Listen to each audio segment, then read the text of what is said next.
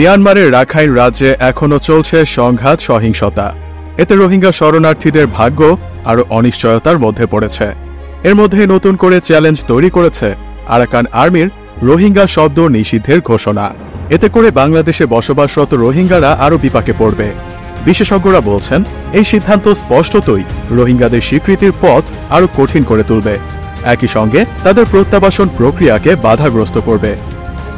দিশেহারা রোহিঙ্গাদের মাঝে জাতিসংঘ মহাসচিবের সফর খানিকটা হলেও আশা জাগিয়েছে। কক্সবাজারে অ্যান্তোনিও গুতেরেসের এই সফর বেশ তাৎপর্যপূর্ণ। এর কারণে বিশ্ব সম্প্রদায়ের দৃষ্টি পড়বে রোহিঙ্গাদের ওপর। এতে করে তাদের জন্য সহায়তার হার যেমন বাড়বে, তেমন মিয়ানমারের ওপর চাপ সৃষ্টিতেও ভূমিকা রাখবে। চলমান রোহিঙ্গা সংকট নিয়ে দ্য ডিপ্লোম্যাটের কাছে একটি সাক্ষাৎকার দিয়েছেন রোহিঙ্গা শরণার্থীদের সহায়তাকারী একটি সংস্থা ফ্রি রোহিঙ্গা কোয়ালিশনের সহ প্রতিষ্ঠাতা নে স্যান লুইন। লুইন মনে করেন, কক্সবাজার রোহিঙ্গা ক্যাম্পে জাতিসংঘ মহাসচিবের এই সফরের ফলে অন্তত তাদের খাদ্য সহায়তা বাড়বে। সম্প্রতি রোহিঙ্গাদের জন্য মাসিক বরাদ্দ $12.5 থেকে কমিয়ে $6 করেছে বিশ্ব খাদ্য কর্মসূচি WFP। তিনি বলেন, যদি WFP তাদের সিদ্ধান্ত থেকে ফিরে না আসে, তবে পুষ্টিহীনতা সহ নানা স্বাস্থ্য ঝুঁকিতে পড়তে পারেন রোহিঙ্গা জনগোষ্ঠী। রোহিঙ্গা প্রত্যাবাসনের ব্যাপারে লুইন বিশ্বাস করেন, এ ব্যাপারটি অনেকটাই মিয়ানমারের ওপর নির্ভর করে, তবে দেশটির অভ্যন্তরে এ ব্যাপারে কোনো অগ্রগতি পরিলক্ষিত হচ্ছে না। এদিকে সম্প্রতি মিয়ানমারের রাখাইন রাজ্যে রোহিঙ্গা শব্দটি নিষিদ্ধ করতে উদ্যত হয়েছে আরাকান আর্মি। এতে এই জনগোষ্ঠীর প্রতি নিপীড়নের মাত্রা আরও বাড়বে। তাদেরকে স্বীকৃতি দেওয়া তো দূরে থাক, বরং দূরে সরিয়ে রাখার জন্যই এই নীতি গৃহীত হচ্ছে বলে মনে করেন লুইন। তিনি বলেন, রোহিঙ্গা শব্দটি নিষিদ্ধ করা হলে আরাকান রাজ্যের ওপর রোহিঙ্গাদের অধিকার হ্রাস পাবে। এর ফলে রোহিঙ্গাদের ঘরে ফেরার সম্ভাবনাও কমবে। এটি মূলত আনুষ্ঠানিকভাবে তাদের পরিচয়ের ওপর কুঠারাঘাত। এখনও অনেক রোহিঙ্গা জনগোষ্ঠী অবৈধভাবে বাংলাদেশে প্রবেশ করছে। দুই দেশের সীমান্তে অবস্থানরত নৌচালক ও দালালদের ঘুষ দিয়ে তারা এ দেশে প্রবেশ করছে। লুইন বলেন, আরাকানের সংঘাত বৃদ্ধির কারণে এবং রোহিঙ্গারা অনিরাপদ বোধ করায় তারা দেশ ছাড়ছেন। এসবের সমাধান সম্পর্কে লুইন বলেন, স্থায়ীভাবে এর সমাধান করতে হবে। এর জন্য দরকার আন্তর্জাতিক চাপ, মিয়ানমার সরকার ও আরাকান আর্মির সদিচ্ছা। আবার যেহেতু এই মুহূর্তে বাংলাদেশে অবস্থানরত রোহিঙ্গাদের মিয়ানমারে ফিরিয়ে নেওয়া সম্ভব হয়ে উঠছে না, তাই লুইনের যুক্তি, রোহিঙ্গা জনগোষ্ঠীকে ক্ষমতায়ন, শিক্ষিত ও দক্ষ করে গড়ে তোলা উচিত। তিনি পরামর্শ দিয়ে বলেন, রোহিঙ্গাদের ক্ষমতায়ন বলতে নিরাপদ কর্মসংস্থানের ব্যবস্থা করা, কারিগরি প্রশিক্ষণ দেয়া, দক্ষতা বাড়ানোর ব্যবস্থা, ক্ষুদ্র ব্যবসা এবং শরণার্থী ক্যাম্পের ভেতরে উদ্যোক্তা হতে উদ্বুদ্ধ করতে হবে। এজন্য বেসরকারি কোম্পানিগুলোকে যথাযথ বেতনে চাকরির সুযোগ সৃষ্টি করার জায়গা করে দিতে হবে। সেই সঙ্গে তাদের নিরাপত্তারও যোগান দিতে হবে। বর্তমানে বাংলাদেশের আইনকানুন ক্যাম্পের বাইরে চাকরির অনুমতি দেয় না। রাজনৈতিক কারণ, নিরাপত্তা ঝুঁকি এবং স্থানীয় বাংলাদেশিদের বিরোধিতার কারণে তারা এটি করতে পারে না। রোহিঙ্গারা মিয়ানমারে ফিরে যাওয়ার পরিবর্তে বাংলাদেশে স্থায়ীভাবে বসবাস করতে পারেন বলে বাংলাদেশি নাগরিকদের মধ্যে বিরাজমান আশঙ্কার কথাও তুলে ধরেন লুইন। তিনি বলেন, সরকার আন্তর্জাতিক সংস্থার সহায়তায় রোহিঙ্গাদের প্রত্যাবাসন প্রক্রিয়া সহজ করে তুলতে পারে। এতে এই আশঙ্কা দূর হয়ে যাবে। ডক্টর ইউনূসের সঙ্গে পশ্চিমা বিশ্বের ভালোই খাতির আছে বলে মনে করেন লুইন। তাই তিনি বলেন, এই অন্তর্বর্তী সরকারের জন্য রোহিঙ্গা প্রত্যাবাসন সফল করা একটি যথোপযুক্ত সময়।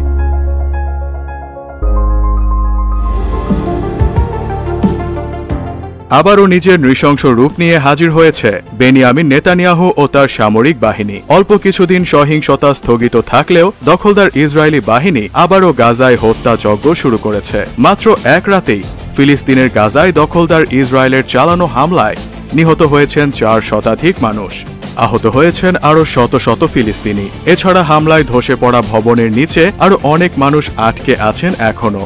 এমন অবস্থায় গাজা উপত্যকায় ইসরায়েলের গণহত্যা পুনরায় শুরু করাকে কেবল শুরু মাত্র বলে সতর্ক করে দিয়েছেন ইসরায়েলি এই যুদ্ধবাজ প্রধানমন্ত্রী। তিনি বলেছেন, ভবিষ্যতের আলোচনা হবে তীব্র আক্রমণের মধ্যে। 19 মার্চ বুধবার এক প্রতিবেদনে এই তথ্য জানিয়েছে বার্তা সংস্থা আনাদোলু। বার্তা সংস্থাটি জানিয়েছে, মঙ্গলবার ভোররাতে আকস্মিকভাবে গাজায় নির্বিচারে বোমা হামলা চালানো শুরু করে ইসরায়েলি সামরিক বাহিনী। পবিত্র রমজান মাস হওয়ায় অনেক লোক সাহারি খাচ্ছিলেন। তখনই গাজায় হামলা ও বিস্ফোরণ শুরু হয়। বর্বর এই হামলায় কমপক্ষে 404 জন নিহত, 562 জনেরও বেশি মানুষ আহত হয়। গত 19 জানুয়ারি যুদ্ধবিরতি শুরু হওয়ার পর গাজায় এটি সবচেয়ে বড় বিমান হামলা। এই হামলায় গাজা উপত্যকার ডি ফ্যাক্টো প্রধানমন্ত্রী ইসাম দা লিসকে হত্যা করেছে দখলদার ইসরায়েল।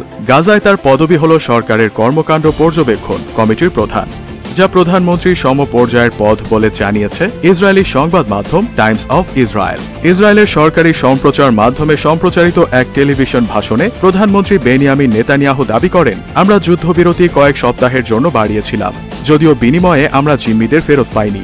তিনি আরও দাবি করেন, আমরা দোহায় প্রতিনিধি দল পাঠিয়েছিলাম এবং মার্কিন দূত স্টিভ উইটকফের প্রস্তাবও গ্রহণ করেছি, কিন্তু হামাস সকল প্রস্তাব প্রত্যাখ্যান করেছে। নেতানিয়াহু হুমকি দিয়ে বলেছেন, আমি হামাসকে সতর্ক করে দিয়েছিলাম যে যদি তারা আমাদের বন্দীদের মুক্তি না দেয় তাহলে আমরা আবার যুদ্ধ শুরু করব, এবং আমরা তা করেছি। সবশেষ নেতানিয়াহু বলেছেন, গাজায় নতুন করে ইসরায়েলি হামলা কেবল তো শুরু। এখন থেকে আমরা হামাসের বিরুদ্ধে ক্রমবর্ধমান তীব্রতার সাথে পদক্ষেপ নেব, কেবল আক্রমণের মুখে আলোচনা করব এবং আমরা আমাদের সমস্ত যুদ্ধ লক্ষ্য অর্জনের জন্য লড়াই চালিয়ে যাব। এদিকে অবরুদ্ধ গাজা উপত্যকায় বর্বর ইসরায়েলি হামলায় এক রাতে 4 শতাধিক ফিলিস্তিনি নিহত হওয়ার বিষয়ে প্রতিক্রিয়া জানিয়েছেন জাতিসংঘের মহাসচিব আন্তোনিও গুতেরেস। গাজায় ইসরায়েলি বিমান হামলায় তিনি ক্ষুব্ধ বলেও জানিয়েছেন। সোশ্যাল মিডিয়া প্ল্যাটফর্ম এক্সে নিজের অ্যাকাউন্টে দেয়া এক পোস্টে তিনি একথা বলেন। গুতেরেস বলেছেন, আমি যুদ্ধবিরতি মেনে চলার, নিরবিচ্ছিন্ন মানবিক সহায়তা পুনঃপ্রতিষ্ঠা করার এবং আটক থাকা অবশিষ্ট বন্দীদের নিঃশর্ত মুক্তি দেওয়ার জন্য জোরালোভাবে আবেদন করছি। সম্প্রতি লোহিত সাগরে ইয়েমেনের হুথি বিদ্রোহীরা ফের ইসরায়েল সংশ্লিষ্ট বাণিজ্যিক জাহাজের উপর হামলা শুরু করেছে। তাদের দমাতে যুক্তরাষ্ট্র ইয়েমেনে হামলা চালিয়েছে। ইয়েমেনে যুক্তরাষ্ট্রের বিমান হামলায় বেশ কয়েকজন হুথি কমান্ডার নিহত হয়েছে বলে দাবি করেছে যুক্তরাষ্ট্র। শনিবারের হামলার পর হুথিদের শীর্ষ নেতা আব্দুল মালিক আল হুথি বলেছেন, যুক্তরাষ্ট্র যতদিন ইয়েমেনে আক্রমণ চালাবে ততদিন তারাও লোহিত সাগরে মার্কিন জাহাজগুলোকে লক্ষ্যবস্তু করবে। টেলিভিশনে দেওয়া এক ভাষণে তিনি বলেন, তারা যদি তাদের আগ্রাসন অব্যাহত রাখে আমরাও তৎপরতা বৃদ্ধি করব। এমত অবস্থায় সোমবার মার্কিন প্রেসিডেন্ট ডোনাল্ড ট্রাম্প জানান, ইয়েমেনের বিদ্রোহীরা কোনো হামলা চালালেই তার দায় বর্তাবে ইরানের উপর। এরপরই ওয়াশিংটন তেহরান সম্পর্কে উত্তেজনা বেড়েছে। সরাসরি সংঘাতের আগে বাক যুদ্ধে জড়িয়েছে যুক্তরাষ্ট্র ও ইরান, তবে এরই মধ্যে ইরানের কাছে মার খেয়েছে যুক্তরাষ্ট্র। ইরানি যুদ্ধ বিমানের তাড়া খেয়ে রীতিমতো পালিয়ে এসেছে যুক্তরাষ্ট্রের একটি গোয়েন্দা ড্রোন। ইরানের নূর নিউজের এক প্রতিবেদনে এ তথ্য জানানো হয়েছে। ওই প্রতিবেদনে বলা হয়েছে, ওই মার্কিন ড্রোনটি ইরানের আকাশ সীমার কাছাকাছি চলে গিয়েছিল। এ সময় ইরানের F-14 যুদ্ধ বিমান ও ড্রোন সেটিকে ধাওয়া করে। নূর নিউজ বলছে, ইরানের সশস্ত্র বাহিনী পূর্ণ মাত্রায় প্রতিরক্ষা নিশ্চিত করতে সর্বোচ্চ সতর্ক অবস্থানে রয়েছে। এছাড়া মধ্যপ্রাচ্যের শত্রুদের বিরুদ্ধে ভয়াবহ পাল্টা হামলার হুঁশিয়ারিও দিয়েছে ইরানের সশস্ত্র বাহিনী। 2020 সালের জানুয়ারিতে ট্রাম্পের প্রথম মেয়াদে বাগদাদের ড্রোন হামলায় IRGCর বৈদেশিক অপারেশন শাখার কমান্ডার কাসেম সোলাইমানিকে হত্যা করে যুক্তরাষ্ট্র। এর কয়েকদিন পর ইরান ইরাকে অবস্থিত মার্কিন ও অন্যান্য জোট সেনাদের ঘাঁটিতে ক্ষেপণাস্ত্র হামলা চালিয়ে প্রতিশোধ নেয়। এতে কোনো আমেরিকান সেনা নিহত না হলেও ওয়াশিংটন বলছে, কয়েক ডজন সেনা মস্তিষ্কে আঘাতজনিত জটিলতায় ভুগছে। ফের ট্রাম্পের দ্বিতীয় মেয়াদে বাক যুদ্ধে লিপ্ত হয়েছে যুক্তরাষ্ট্র ইরান। এর মাঝে ইরানি যুদ্ধ বিমানের ধাওয়া খেয়ে পালালো মার্কিন ড্রোন।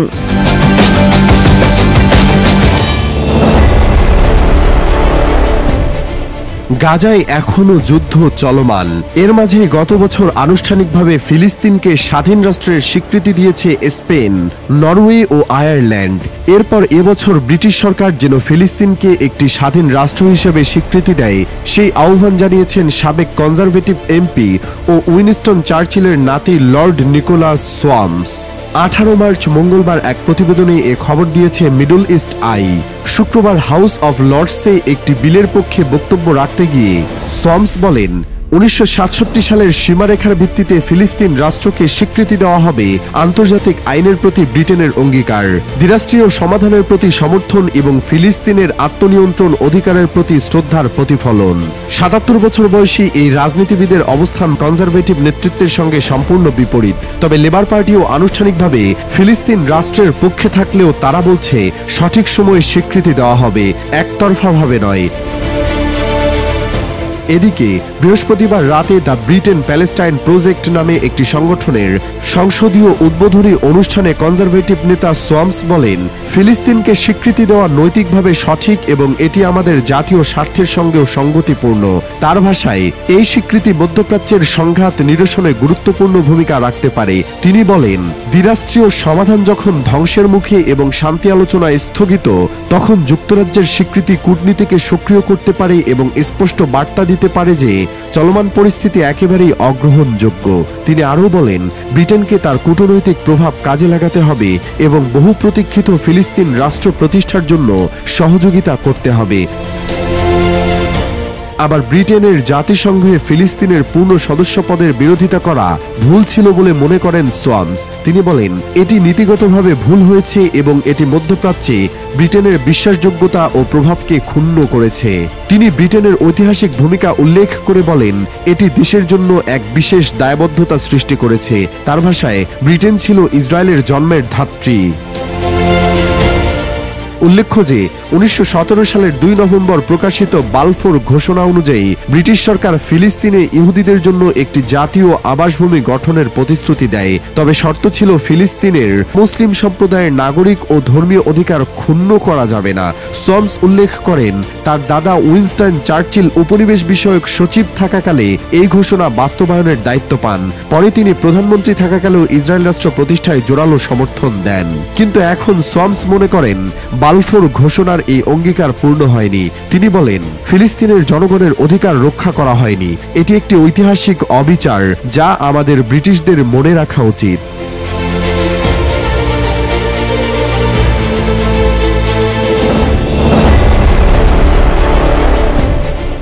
গাজায় এখনো যুদ্ধ চলমান। এর মাঝে গত বছর আনুষ্ঠানিকভাবে ফিলিস্তিনকে স্বাধীন রাষ্ট্রের স্বীকৃতি দিয়েছে স্পেন, নরওয়ে ও আয়ারল্যান্ড। এরপর এবছর ব্রিটিশ সরকার যেন ফিলিস্তিনকে একটি স্বাধীন রাষ্ট্র হিসেবে স্বীকৃতি দেয়, সেই আহ্বান জানিয়েছেন সাবেক কনজারভেটিভ এমপি ও উইনস্টন চার্চিলের নাতি লর্ড নিকোলাস সোয়ামস। 18 মার্চ মঙ্গলবার এক প্রতিবেদনে এ খবর দিয়েছে মিডল ইস্ট আই।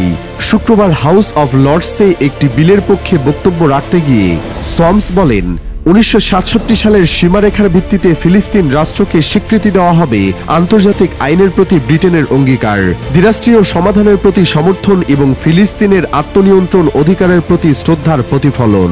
৭৭ বছর বয়সী এই রাজনীতিবিদের অবস্থান কনজারভেটিভ নেতৃত্বের সঙ্গে সম্পূর্ণ বিপরীত। তবে লেবার পার্টিও আনুষ্ঠানিকভাবে ফিলিস্তিন রাষ্ট্রের পক্ষে থাকলেও তারা বলছে সঠিক সময়ে স্বীকৃতি দেওয়া হবে, একতরফাভাবে নয়।